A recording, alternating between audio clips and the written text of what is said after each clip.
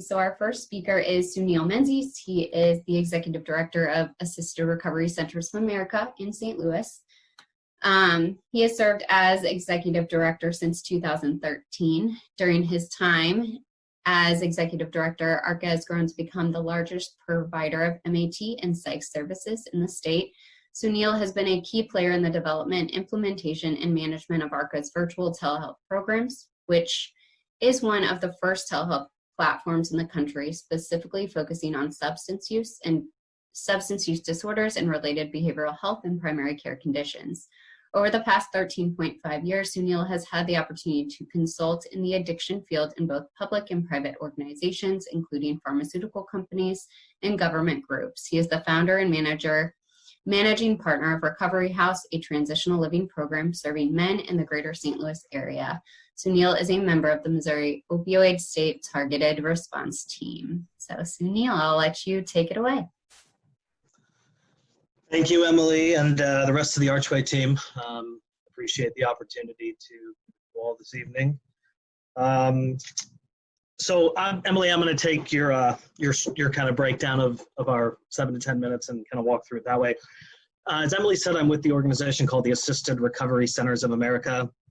I see many of my partners in crime on here, Dr. Rotnick, Jordan Hampton, some of our guys from the houses. ARCA is an outpatient program. All of our services are delivered on an outpatient basis.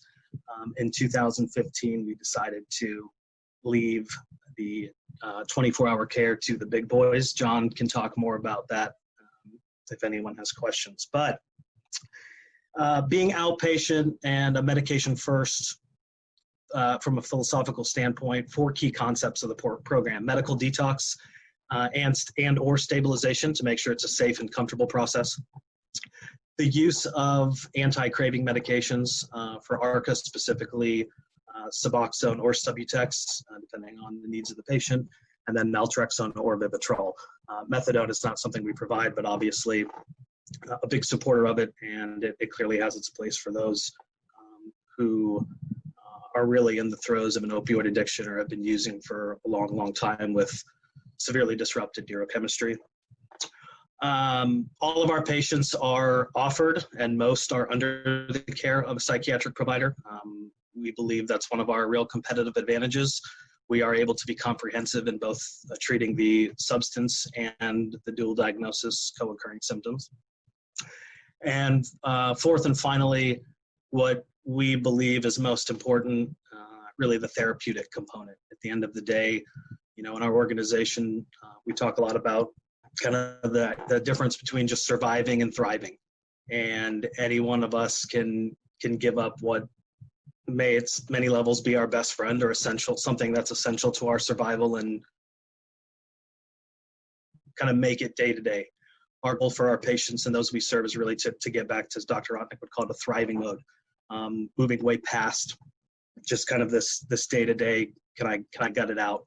And so that's the therapeutic component. And we offer what I would call therapy on a number of different levels, whether that be individual, group, or family.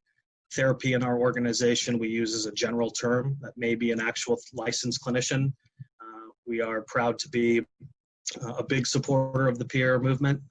We employ a number of peers at ARCA.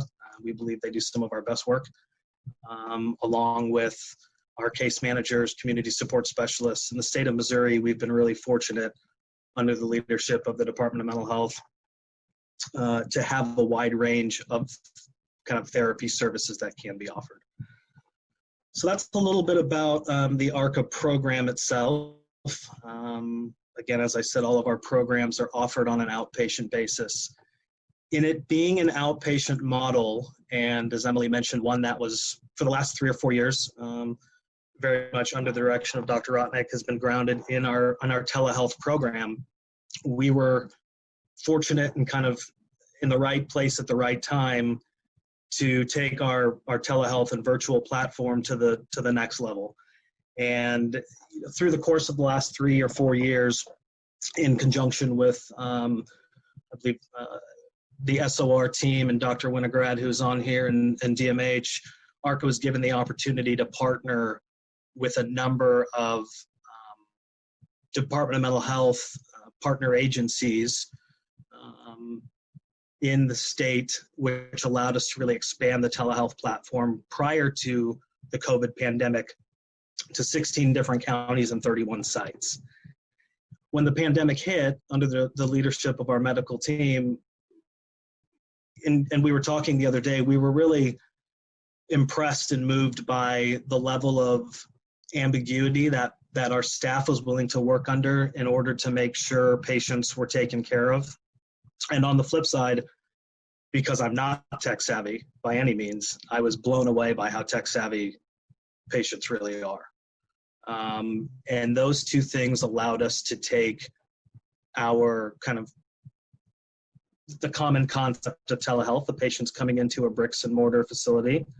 There might be a case manager or a nurse or a peer or CSS, a community support specialist, who can work with the client to obtain the urine drug screen, the vital signs, the important information prior to the visit, and then can provide that information over the screen to the provider.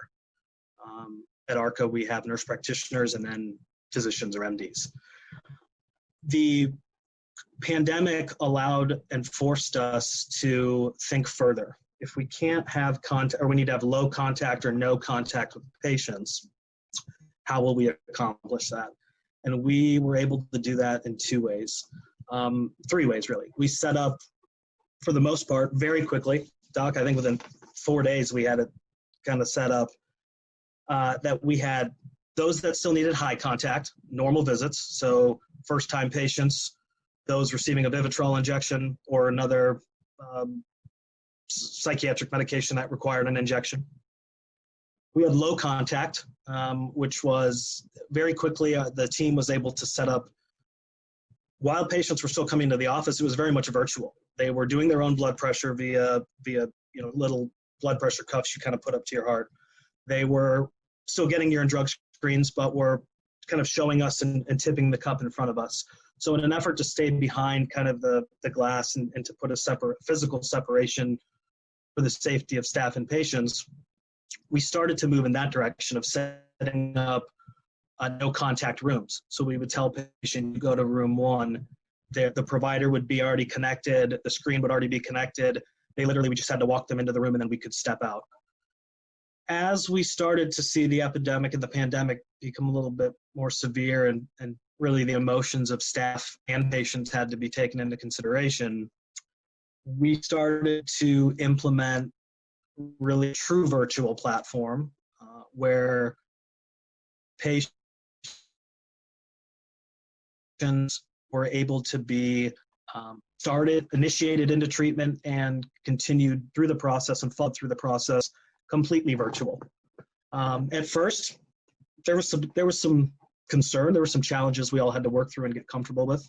We were relying on a patient to provide the necessary, what we believe was necessary and pertinent information. But as we went through it, and again, under our leadership team was really remarkable in stepping up and saying, we're going to figure this out. When we weigh the risk versus the reward, we have no option but to find a way to continue to serve our patients. The loosening of the restrictions, which we talked about, whether that was buprenorphine being able to be prescribed via telehealth and not an in-person visit, the loosening of the restrictions around methadone, these different things just allowed patients, for many patients, to kind of have what the rest of us have. The rest of us want. As technology advances, I want to see my physician when possible from home. When I'm going to buy a car one day, it'd be nice if they'll drop it off. But so for many patients, we really saw a great response. They were grateful for what they've heard about and known about in other fields of medicine. And so for ARCA, we were just really fortunate. And then the third level of the care that we had and what we were able to really do, which was unique and a collaboration and a partnership among many organizations here in the Eastern District of Missouri, was really community and street outreach. This involved some of our partners who are referral sources to us, we were able to kind of sign a formal agreement with the city, and we were able to engage the mayor, able to engage probation and parole. And so I think through the platform and the outcomes patients were seeing, ARCA was really in a position from an outpatient standpoint and the use of telemedicine to be able to provide that level of care. The street outreach, or the outreach into the community, whether that was going to areas where we knew patients would need the support, whether it was going and partnering with the local camps or shelters during the pandemic for those who were homeless, there was a huge need because people were cut off from their substance of choice. So not only did we see opiates and alcohol, we started seeing things like meth. We started seeing other drugs that we hadn't come in contact with that often. But instead of a patient coming to us, we were essentially taking the clinic to them. Our director of development literally packed up a backpack, put urine drug screen cups in there, put a tablet in there, put a blood pressure cuff in there, got on the phone with the pharmacy, figured out how to make sure we could get meds down there, and took really a virtual clinic to the streets of kind of St. Louis, where we were able to provide that care. So for us, it was really kind of what do we see going forward, or what do some of us hope for? And Dr. Rotnick, feel free to jump in at this point, help me out here.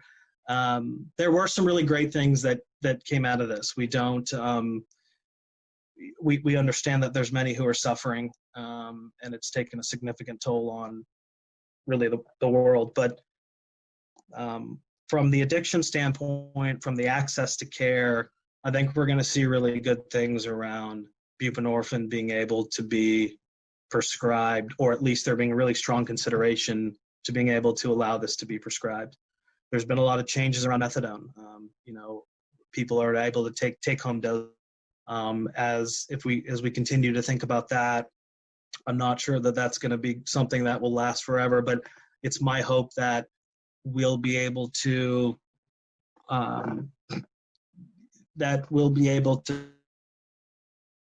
healthy and really begin to get to a thriving mode, be able to take responsibility for that medication and those types of things. So we had a question, and Dan, there were a number of treatment centers to keep staff and patients safe as they were trying to understand the guidelines. We're not able to take patients. Some of them were local, but we also know of ones throughout the entire country. Most, I believe, are back there. And there were some that continued to take patients and were okay, and others that kind of saw the dark side of this and were forced to close their doors for a period of time. And finally, Emily, I think, to the question around, and group the question around, what do we tell patients who are struggling during this time?